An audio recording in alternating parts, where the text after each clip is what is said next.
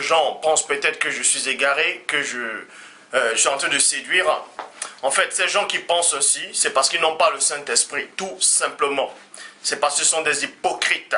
Bref, je ne vais pas m'attarder par rapport à ça. Mais l'enseignement que je vais vous donner aujourd'hui par le véritable Saint-Esprit du Père, que les apôtres authentiques ont reçu dans Jean 20-22, va vous déstabiliser. Je vais parler de l'Éternel. Le Dieu de Moïse n'est pas le Dieu véritable. Pourquoi?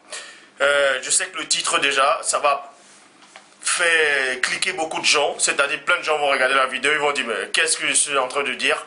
Écoutez attentivement le message et vous allez comprendre que le Dieu, c'est-à-dire celui qui s'est fait passer pour l'Éternel, dans l'Ancien Testament, dans certains passages, bien entendu, n'est pas le Dieu véritable. Pour ça, on va d'abord commencer dans Jean, chapitre 3, au verset 11. Jean 3, 11, où la personne du premier-né dit, nous disons ce que nous savons et on rend témoignage de ce qu'on a vu. Donc, je commence dans Genèse, chapitre 1, au verset 26. Vous connaissez tous ce passage, dans Genèse, chapitre 1, verset 26, qui dit, faisons, c'est-à-dire, puis Dieu dit, deux points, faisons l'homme à notre image, selon notre ressemblance. Faisons, faisons, c'est le pluriel. Donc quand on dit faisons, vous allez comprendre ici, dans cette Torah, que les Juifs ont modifié, c'est-à-dire ont troqué dans l'Afrique ancestrale. Vous allez comprendre que quand on dit faisons, c'est le pluriel, c'est plusieurs personnes. Et d'autres vont dire non, c'est toujours ce singulier, parce que ça veut dire Elohim. Elohim, ça veut dire ceux qui viennent du ciel, ceux qui viennent des cieux, ceux qui viennent d'en haut. Bref, le mot là, faisons, même le Coran a repris cela, dans le Coran il a aussi dit, nous avons fait, nous avons créé, nous, bref. Mais vous allez comprendre ici que le faisons là n'a pas sa place là-dedans. Parce que dans les versions authentiques dans l'Afrique ancestrale, le nous là n'existe pas. Pourquoi? J'avais fait une vidéo une fois, un moment, où j'expliquais que, c'est-à-dire selon ce qui est écrit, dans vos traductions, vous voyez, j'ai fait que ressortir la pensée des gens qui ont modifié l'écriture, selon les traductions qui disaient, quand on dit faisons, vous allez voir ici, vous allez comprendre, avec votre compréhension humaine, que quand on dit faisons, l'homme à notre image, vous allez comprendre que c'est le Père qui faisait avec la personne du Christ. Ah, nous allons donc voir ce que Christ lui-même pense de ça. Dans Matthieu chapitre 19 au verset 4, il est dit, n'avez-vous pas lu au commencement que le Créateur fit l'homme et la femme? Donc c'est la personne du premier-né qui s'adressait à certains humains qui voulaient le contredire, qui lui posaient des questions par rapport au célibat, par rapport au mariage. La personne du premier-né dit, n'avez-vous pas lu au commencement que l'homme, que Dieu, c'est-à-dire que le Créateur et non les créateurs, et non le Père et moi, et non nous avons créé, mais il dit, n'avez-vous pas lu au commencement que le Créateur fit l'homme et la femme? Et c'est dans quel commencement? N'avez-vous pas lu? Forcément c'est écrit quelque part. Si ce n'est dans Genèse chapitre 1 verset 26 qui dit, faisons l'homme. Mais la personne de Yoshua, c'est-à-dire du premier-né, vient dans des années plus tard, il vous dit, effectivement, le nous là n'a pas lieu d'être, mais c'est il l'a fait. Il. Donc on vous montre ici qu'il n'y a que Dieu le Père seul qui crée. Et la bonne version, je vais repartir dans Genèse chapitre 1 verset 26, où on parle de ça dans la bonne version. Mais vous avez toutes les versions où il est dit faisons. Mais la bonne version par rapport à ce passage, je dis bien par rapport uniquement à ce passage dit, il répondit, Genèse chapitre 1 verset 26, puis Dieu dit, deux points, que l'homme soit désigné l'image unique, virgule, avec une ressemblance distinctive, virgule. Donc on vous montre ici dans la bonne version que Dieu dit que l'homme soit désigné l'image unique. Donc on vous montre ici que c'est le Père seul qui a créé l'homme. Seul Dieu a créé l'homme. Il n'a pas dit faisons, il n'a pas dit nous allons créer. Parce que Dieu est le seul créateur. La personne du premier-né le dit aussi dans Matthieu chapitre 19 au verset 4. N'avez-vous pas lu au commencement que le créateur? Voyez? Maintenant on va dans Genèse chapitre 2 au verset 2. Vous allez comprendre ici que, parce que le Père dit dans Jérémie 8.8, C'est bien en vain qu'ils se sont mis à l'œuvre, la plus mensongère des scribes. Le problème, c'est que les collabos, les juifs, ceux qui se font passer pour les juifs, là, ils sont allés dans l'Afrique ancestrale, ils ont copié des récits qui existaient déjà. Et ils ont fait tout pour modifier. Quand le Père s'adresse, c'est-à-dire, ou l'Esprit, c'est-à-dire quand le Père envoie ses messagers pour s'adresser à l'humanité, ils tournent ces phrases, ils disent que ces messagers, c'est l'Éternel, ils donnent le nom de l'Éternel, ils disent que l'Éternel c'est le Dieu véritable, ils se mettent à modifier la parole du Père. Mais le Père dit néanmoins dans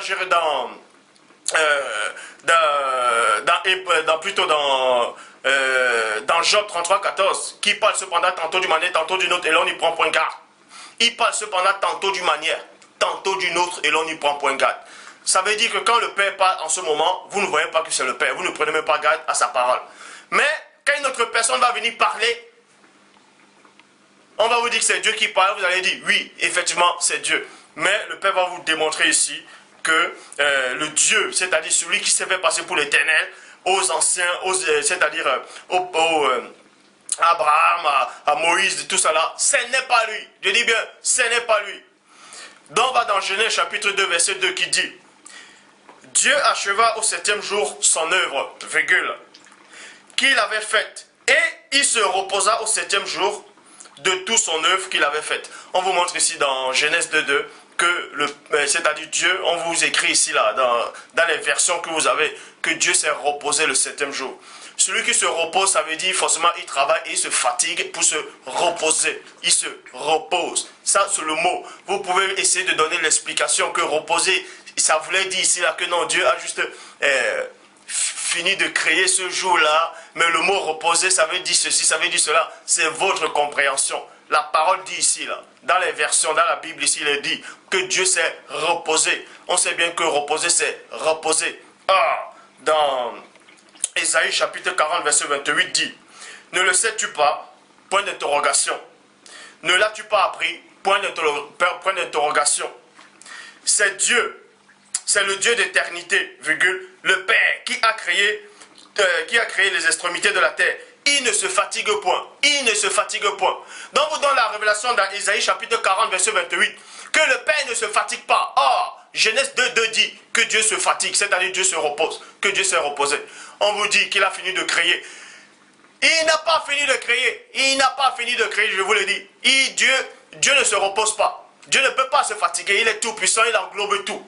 Il est toujours à l'œuvre. Il est toujours à l'œuvre. De même que quand un enfant est dans le ventre, quand un embryon en se former dans le ventre, Dieu est toujours à l'œuvre. Il est toujours à l'œuvre. Il est toujours à l'œuvre. Donc vous allez comprendre ici, les gens qui ont traduit cela ont rabaissé Dieu. Ils ont rabaissé Dieu. Ils ont cru dans les cerveaux humains, dans les compréhensions, que Dieu était une créature, que Dieu se reposait, que Dieu pouvait se reposer, que Dieu peut manger, que Dieu peut dormir. Ça, ce sont ces juifs-là qui ont trafiqué l'histoire. Ils ont adoré la créature. Et c'est cette créature-là que vous adorez. Cette créature a pris la place de Dieu dans vos cœurs. Quand je dis vous ne connaissez pas le Dieu véritable, vous pensez peut-être que je suis en train de séduire les gens. Je vous séduis pourquoi? Ça ne m'intéresse pas. La gloire des hommes, ça ne m'intéresse pas. Vous ne pouvez pas me rendre éternel ou immortel ou bien quoi que ce soit. Hein?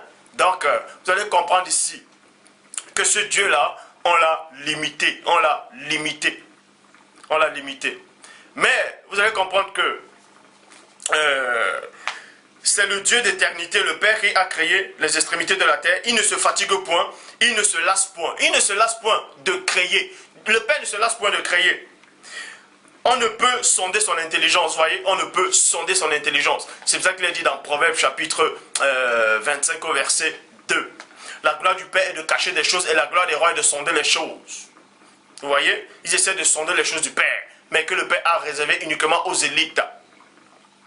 Dans Genèse chapitre 12 au verset 7 dit, l'Éternel, on vous dit maintenant que l'Éternel apparut à Abraham et dit, 2 points, je te donnerai ce pays à ta postérité, point. Et Abraham bâtit là un autel à l'Éternel qui lui avait apparu. Donc on vous montre ici que celui dont on nomme l'Éternel a apparu à Abraham. Une apparition, c'est quoi? C'est vous voyez la personne devant vous, c'est une apparition. On n'a pas dit que Abraham a eu une vision ou bien Abraham a eu un songe, ou bien Abraham était endormi qui rêvait. Il n'est pas dit ici là que Abraham est tombé dans un état second. On a juste dit une apparition. Apparition, c'est quoi? C'est-à-dire vous voyez la personne. Donc, on vous démontre que dans Genèse chapitre 12 au verset 7, la personne qui c'est-à-dire ce Dieu-là dont on nomme le nom de l'Éternel a apparu à Abraham. Et dans Genèse chapitre 17 verset 1 dit, lorsque Abraham fut âgé de 19 ans, plutôt de 99 ans, oui, l'Éternel apparut à Abraham. On vous dit encore que l'Éternel apparut à Abraham. Vous voyez, le Dieu que vous croyez être le vrai Dieu, on vous dit ici qu'il a apparu à Abraham. Et lui dit 2 points, je suis le Dieu Tout-Puissant. Donc, cet être-là a apparu et il s'est fait passer pour le Dieu véritable. Il dit, je suis le Dieu Tout-Puissant, marche devant ma face et sois intègre. Genèse chapitre 18 au verset 1 dit, l'Éternel lui apparut parmi les chaînes de marée. On vous dit encore, l'Éternel a encore apparu à Abraham. L'Éternel lui apparut parmi les chaînes de marée, quand il était assis à l'entrée de sa tente pendant la chaleur du jour. On vous montre ici qu'il y avait 3 personnes, c'est-à-dire 3 hommes, qui ont apparu c'est-à-dire qui sont venus sur la terre. Ils sont venus dans le plan physique. Et parmi ces 3 personnes, il y avait un qui était l'Éternel. Et d'autres gens qui n'ont pas de connaissance vont dire c'est une théophanie. C'est-à-dire, Dieu le Père est descendu, il a pris la forme d'un corps physique. Pour votre information, personne n'a jamais vu Dieu. Personne n'a jamais entendu sa voix, je vous le dis. Donc, le Dieu qui vous apparaît dans vos chambres, dans vos visions, là, c'est un faux Dieu. Aucun humain n'a parlé avec Dieu face à face. Je vais vous le démontrer. Bref, donc, on vous dit ici que l'Éternel apparut à Abraham parmi les chaînes de marée. Et Abraham a vu 3 hommes arriver. Il a couru, il a dit, venez vous abriter, tout ça. Et plus tard, Abraham les a fait envoyer son serviteur pour les faire à manger. Vous voyez? Et dans le verset 8, il dit, il prit encore de la crème et du lait, virgule, avec le veau qu'on avait apprêté. Et il est mis devant eux. Il est mis devant eux. Eux, c'est qui? C'était, Abraham était là, et les 3 hommes, c'est-à-dire l'Éternel et les 2 anges. Et d'autres disent que il y avait l'Éternel, c'est-à-dire il y avait Dieu, il y avait le Christ, et il y avait le Saint-Esprit, dont il parle de la Trinité, que c'était ces 3 êtres. Il se tient lui-même à les côtés, virgule, Abraham se tient lui-même à les côtés, sous l'arbre, et il mangeait. On vous montre ici que celui qui se fait passer pour Dieu, celui qui se fait passer pour le vrai Dieu, est descendu sur la terre. C'est-à-dire, il a apparu à Abraham encore, et il a mangé. On vous dit ici que Dieu a mangé. Que Dieu a mangé. Premièrement, dans Genèse 2.2, on vous dit que Dieu se repose, donc Dieu se fatigue. Moi, mon Dieu à moi ne peut pas se fatiguer, parce qu'il n'est pas corruptible. Si votre Dieu à vous, si l'Éternel est votre Dieu à vous, il se fatigue, c'est normal que vous soyez ainsi. C'est normal que vous ne pouvez pas avoir de son esprit. Donc, premièrement, dans Genèse 2.2, on vous dit que Dieu se fatigue. Et dans Genèse chapitre 18 au verset 8, on vous dit que le même Dieu mange. Or, dans Psaume chapitre 50, verset 12 à 13 dit, si j'avais faim, virgule, je ne le dirais pas, je ne te le dirais pas. Car le monde est à moi et tout ce qui se renferme. Point. Est-ce que je mange la chair? Est-ce que je mange la chair des taureaux? Point d'interrogation. Est-ce que je bois le sang des boucs? Donc, le Père vous montre ici la révélation. Parce que je dis encore dans Job 33, 14, qui parle cependant tantôt d'une manière, tantôt d'une autre, et l'on n'y prend point garde. Ça veut dire quoi? Que ces Juifs-là ont tout fait pour modifier la parole du Père. Ils ont tout fait pour rabaisser le Père tout puissant. Mais le Père va passer par certaines personnes pour donner la révélation en disant, ce qu'ils ont dit de moi là-bas en disant que je peux manger, c'était pas moi. Quand ils ont dit là-bas que je peux me fatiguer, c'était pas moi. Vous voyez? Donc, faites attention. Faites très attention. Donc, le Père dit ici, est-ce que je mange le sang? Est-ce que je mange la chair des taureaux? Est-ce que je mange la chair des taureaux? Donc, vous allez néanmoins comprendre que, même si on dit, l'Éternel s'est fatigué, l'Éternel a mangé. Et dans un autre verset, dans un autre passage, on vous dit, l'Éternel ne mange pas, l'Éternel ne dort pas. C'est-à-dire, c'est le vrai Dieu qui parle maintenant là-bas. Mais sauf qu'ils ont juste changé le nom, ils ont mis le nom de l'Éternel. Bref. Exode, chapitre 24, verset 9 à 11 dit, Moïse monta avec Aaron. Écoutez attentivement. Exode, chapitre 24, verset 9 à 11. Moïse monta avec Aaron, Nabat et Abihum, et 70 anciens d'Israël. ils virent, c'est-à-dire ils ont vu. Ils virent le Dieu d'Israël. Donc on vous dit ici qu'ils ont vu le Dieu d'Israël sous ses pieds et non, on vous dit ici là, sous ses pieds et non ses pieds, mais sous ses pieds, virgule, était comme un ouvrage de saphir transparent, comme le ciel lui-même dans sa clarté. Vous voyez, il n'entendit point sa main sur le lit des enfants d'Israël. Ils virent Dieu, virgule, ils virent Dieu et ils mangeaient et burent. Donc on vous montre encore une autre hérésie que Moïse, Aaron et quelques anciens d'Israël ont vu Dieu. Vous voyez, ils ont vu l'Éternel, ils ont vu, soi-disant, ils ont vu le Créateur. Genèse chapitre 32, verset 30 dit, Jacob appela ce lieu le nom de Paniel, car dit-il, j'ai vu Dieu face à face, virgule, et mon âme a été sauvée. Jacob dit aussi qu'il a vu Dieu. Juge chapitre 13, verset 22 dit, c'est Manoach qui parlait. Manoach, c'est celui qui se fait passer pour le père à Samson.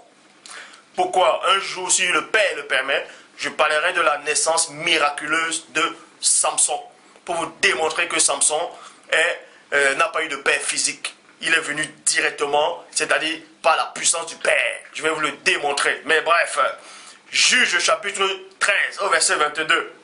Et il dit à sa femme, 2 points, nous allons mourir car nous avons vu Dieu. Nous avons vu l'Éternel. Moïse, Aaron et les anciens d'Israël ont vu Dieu. Manoach et la maman Samson ont vu Dieu. Et Dieu dans Genèse 2:2 se fatigue, il se repose. Et ce Dieu-là encore, il mange. Il n'y a que des créatures, des êtres physiques, organiques, qui peuvent manger, qui peuvent se fatiguer. Depuis quand Dieu va manger? Depuis quand Dieu se fatigue? Est-ce que vous comprenez? Donc, faites très attention.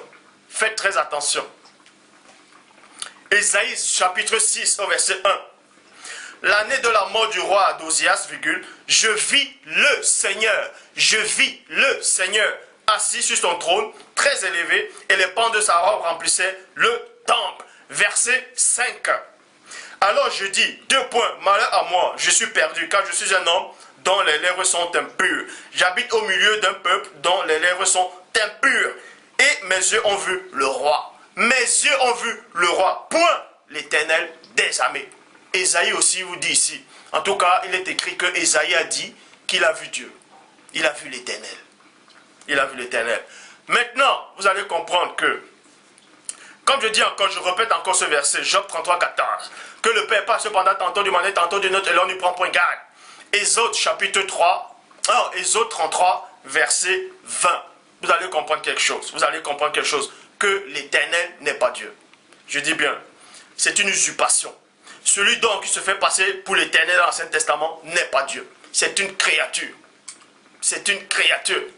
Mais néanmoins, vous allez comprendre qu'il y a les véritables paroles du Père dans l'Ancien et le Nouveau Testament. Que les gens ont essayé de tout cacher, mais ils n'ont pas réussi. Parce que Dieu va essayer de passer. Va néanmoins donner des révélations, va néanmoins donner des vérités, qu'on va essayer d'étouffer. C'est pour ça qu'il dit dans Jérémie 8:8, c'est bien en vain qu'ils se sont mis à l'œuvre la plus mensongère des scribes. Exode chapitre 33, verset 20. L'Éternel dit, 2 points, tu ne pourras pas voir ma face, virgule. Car l'homme ne peut voir ma face et vivre.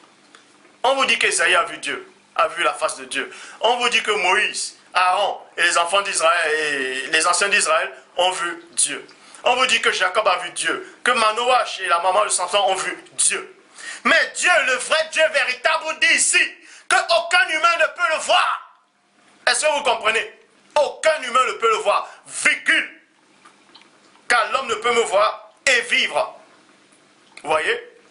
Donc vous montre ici que le Père donne la révélation ici, qu'aucun homme ne peut le voir. Donc, posez-vous la question. Si aucun homme ne peut le voir, ou aucun homme ne l'a vu, même en esprit, même si vous sortez de votre corps, même si vous allez dans des visions spirituelles, vous ne pouvez pas voir le Père. Aucun humain ne peut voir le Père, que ce soit en esprit. Et il revient encore vivre dans sa chair. C'est impossible. Donc, vous comprenez ici. Posez-vous la question. C'est donc qui cet éternel-là qu'ils ont vu? Puisque le Père dit qu'on ne peut pas le voir. Mais ils ont alors vu c'est quel Dieu qu'ils ont vu alors? C'est quel éternel alors? C'est qui se fait passer pour l'éternel? C'est qui cet éternel qui mange, qui dort, qui se fatigue? C'est qui? Maintenant, dans le verset 23 de Genèse, d'Exode 33, on va vous donner notre révélation. Parce que dans Exode chapitre 33, verset 20, c'est le Dieu véritable, c'est-à-dire qui parle à travers l'esprit, qui donne la révélation qu'aucun humain ne peut le voir. Et plus tard maintenant, celui qui se fait passer pour l'éternel vient encore usurpasser. Vient encore usurpasser, c'est-à-dire en disant, on remet encore, c'est-à-dire on essaie encore d'étouffer les paroles du Père, c'est-à-dire dans Genèse, dans Exode chapitre 33, verset 20, maintenant on rajoute encore une autre phrase pour faire croire que celui qui parle dans Genèse 33, verset 20, c'est la même personne qui parle dans le verset 23. Parce que dans le verset 23, il dit, et lorsque je tournerai ma main, virgule, tu me verras pas derrière, virgule, tu me verras pas derrière. Donc on vous dit ici que Dieu, c'est-à-dire Moïse, ne peut pas voir le visage de Dieu, mais il peut voir le derrière, c'est-à-dire le dos de Dieu. Il peut le voir pas derrière, il peut voir le dos de Dieu. Ça veut dire quoi? Que si Moïse, celui dont on appelle Moïse là, réussit à voir le dos de Dieu, ça veut dire que le dos de Dieu ne peut pas voir Moïse. Parce qu'on ne peut pas voir le visage de Dieu. Pourquoi? Parce qu'en voyant le visage de Dieu, vous allez vous regarder face à face et tu vas mourir sur le coup. Parce que le voir, tu meurs. C'est ce qu'il dit. Aucun homme ne peut voir ma face et vivre. La face, ça fait partie de quoi? Parce qu'une face, c'est quoi? On se regarde droit dans les yeux, donc il y a un changement, il y a un langage. Que ce soit organique, physique ou spirituel, il y a un langage. Mais la révélation ici, c'est quoi? Le Père va vous libérer complètement. Il va vous démontrer ici que c'est une créature, c'est-à-dire le Dieu qui est apparu à Moïse, le Dieu d'Abraham, tout ça là, c'est pas lui. C'est une créature qui est venue. C'est une créature qui est venue. Je le dis, cela peut vous choquer. Et c'est cette même créature que vous acceptez dans vos assemblées, que vous priez dans vos chambres, dans vos maisons, que vous priez dans vos cœurs. C'est pour ça que la personne du premier dit à la femme samaritaine, vous adorez ce que vous ne connaissez pas. Parce que la femme samaritaine dit à la personne du premier-né, nos pères ont adoré sur cette montagne. Nos pères, c'est qui? C'était Abraham, c'était Isaac, c'était Jacob, c'était tous ces prophètes-là, dont ces juifs-là, ont modifié. Et la personne du premier-né dit, mais ce Dieu-là que vous avez cru là, que c'était le Père, vous ne le connaissez même pas. Vous adorez ce que vous ne connaissez pas. Nous adorons ce que nous connaissons. Verset 23. Et lorsque je retournerai ma main, tu me verras pas derrière, mais ma face ne pourra être vue. On vous montre ici que Moïse, il ne peut pas voir la face de Dieu, mais il peut néanmoins voir le dos de Dieu. Ça veut dire que s'il voit le dos de Dieu, ça veut dire que Dieu ne l'a pas regardé droit dans les yeux. Ah, vous allez comprendre que ça n'a même pas de sens. Parce que dans Ézéchiel, Dieu va vous donner la révélation dans Ézéchiel, chapitre 10 au verset 12. On parle des créatures, des chérubins. On est en train de parler des chérubins. Tout le corps des chérubins, les dos, c'est-à-dire le derrière des chérubins, virgule, les dos, les mains et les ailes étaient remplis de yeux.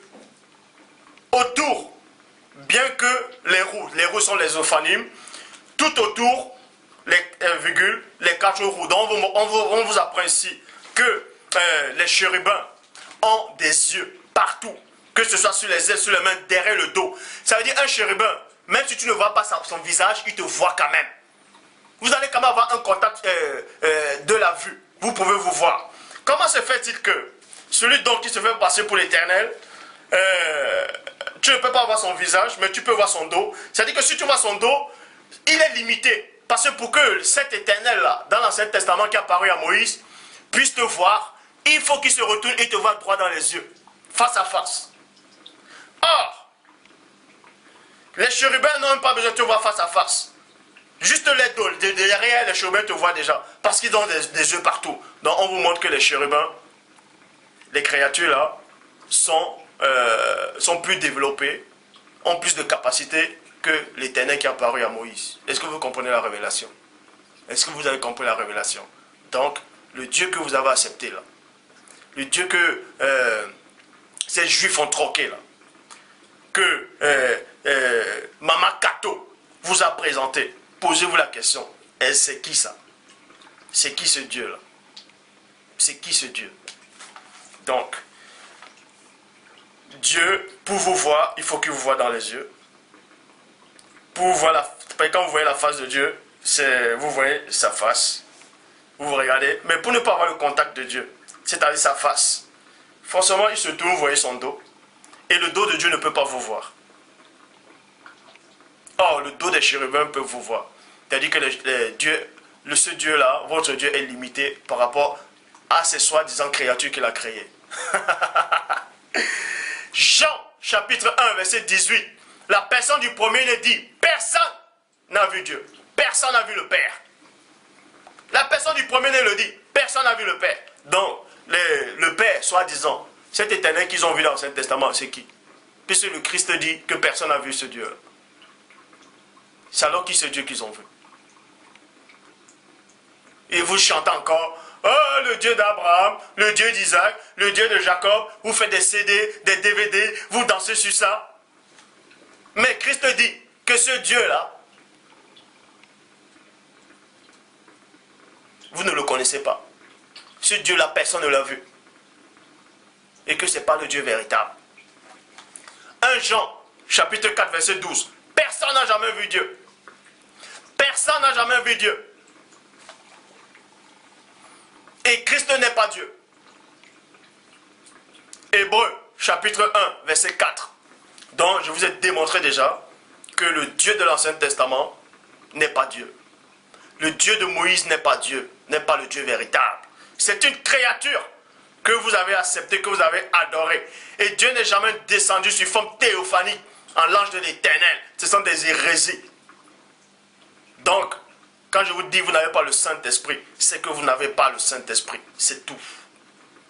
Il n'y a aucun pasteur dans le monde. Il n'y a pas de pasteur dans le monde. Parce que celui qui se nomme le Dieu véritable, s'il envoie quelqu'un, parce qu'un pasteur c'est quoi? C'est un berger. Quand Dieu mandate quelqu'un,